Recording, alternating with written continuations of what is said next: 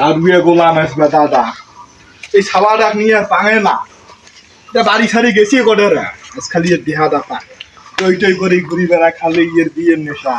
শালার বেটা আব্বার আজকে দেহা পাং বিয়ের কথা কন খালি যদি বিয়ে না দেয় তাইলে আজকে আব্বার একদিন কি মোর একদিন আছে ওরে ওই